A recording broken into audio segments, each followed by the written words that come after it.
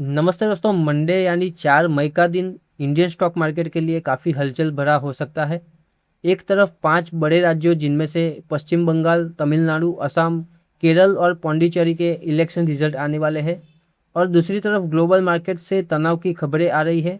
अक्सर लोग सोचते हैं कि इलेक्शन के नतीजे ही मार्केट को चलाते हैं, लेकिन आज हम उन पर्दे के पीछे के फैक्टर्स को समझेंगे जो मंडे को निफ्टी और सेंसेक्स की दिशा तय करेंगे। ये वीडियो सिर्फ एक इंफॉर्मेटिव एनालिसिस है, कोई इन्वेस्टमेंट एडवाइजरी नहीं है। तो मंडे को सबसे ज़्यादा नज़र वेस्ट बंगाल और तमिलनाडु के नतीजों पर होगी। एग्जिट पोल के मुताबिक वेस्ट बंगाल में बीजेपी और टीएमसी के बीच बहुत करीबी मुकाबला है। स्टॉक मार्केट के लिए बंगाल क्यों जरूरी है? क्योंकि बंगाल इंडिया का एक महत्वपूर्ण इंडस्ट्रियल और लॉजिस्टिक हब है। दोस्तों, मार्केट हमेशा स्टेबिलिटी यानी स्थिरता को पसंद करता है।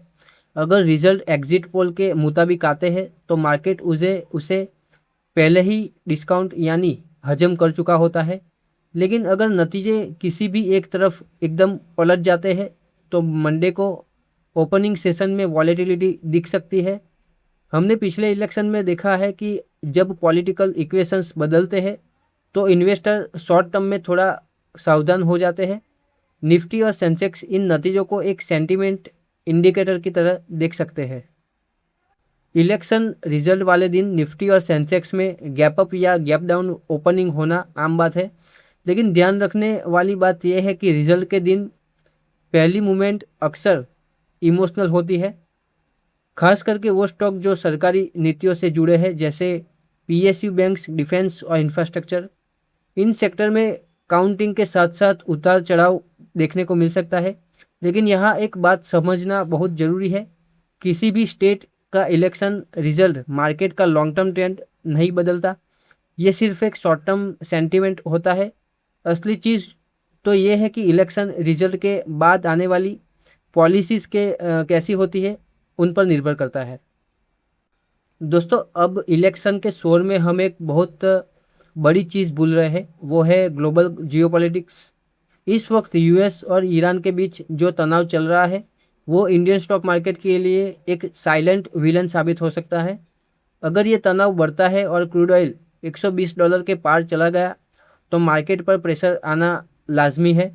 मंडे को जब आप मार्केट देखें तो सिर्फ इलेक्शन की न्यूज़ मत देखिएगा, साथ में कच्चे तेल यानी क्रूड ऑयल की कीमतों पर भी एक नज़र रखिएगा, क्योंकि तेल महंगा होना मतलब है कंपनीज का खर्चा बढ़ना और इन्फ्लेशन का डर।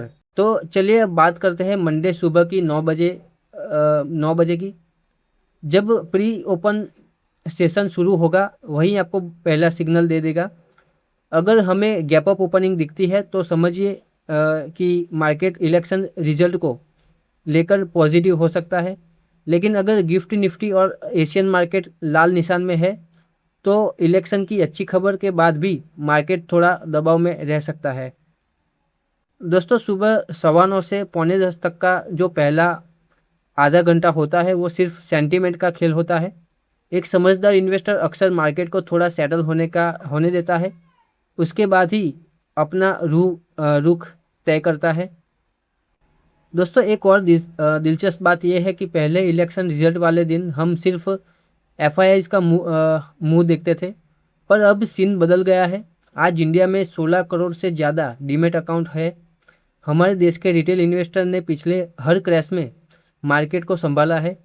मंडे को भी ये देखना काफ़ी इंटरेस्टिंग होगा कि क्या लोग पैनिक में बेचते हैं या फिर वो हर गिरावट को खरीदारी के मौके की तरह देखते हैं। तो कंक्लूजन ये है कि मंडे का दिन काफ़ी एक्शन पैक रहेगा। वेस्ट बंगाल, असम, केरल, पौंडुचेरी और तमिलनाडु के नतीजे, क्रूड ऑयल की कीमतें और प्री ओपन का ट्रेंड, ये तीनों मिलकर निफ्टी की दिशा तय करेंगे। लेकिन याद रखिए, मार्केट लॉन्ग टर्म में सिर्फ प्रॉफिटेबिलिटी और ग्रोथ को फॉलो करता है। इलेक्शन एक इवेंट है जो मंडे को ख़त्म हो जाएगा, लेकिन वेल्थ क्रिएशन एक लंबी जर्नी है। मंडे को ठंडे दिमाग से मार्केट को पहले ऑब्जर्व करिए। अगर वॉलेटिलिटी ज़्यादा लगे तो बिना सोचे समझे कोई बड़ा मूव ना ले। उम्मीद है ये एनालिसिस आपको मंडे की ट्रेडिंग सेशन के लिए तैयार करने में मदद करेगा। अगर आपको ये सिंपल एनालिसिस पसंद आया तो चैनल को सब्सक्राइब करें और वीडियो को लाइक ज़रूर करें और अपने दोस्तों के साथ शेयर करें जो मार्केट में इंटरेस्ट रखते हैं। मिलते हैं अगले वीडियो में, तब तक के लिए गुड बाय एंड जय हिंद।